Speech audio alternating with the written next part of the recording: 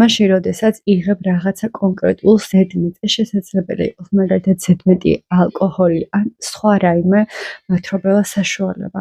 ეს არის ასე ვთქვათ, შედეგი იმ მიზეზის, რომ ადამიანი ცდილობს რაღაცის იგნორირებას, რაღაცა გრძნობის, რაღაცა შეგრძნების, რაღაცა ფიქრის.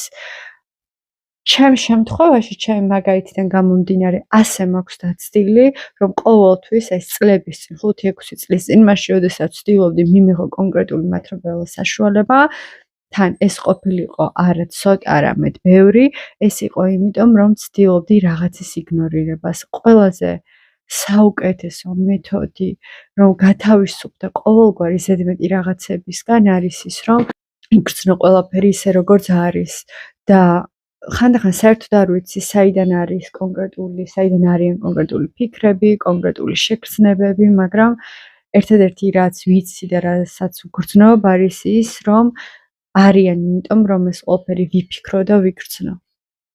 და მაშინ, როდესაც არ ეწინააღმდეგები ისიც, რომ ეს ყველაფერი მუდმივი არ არის.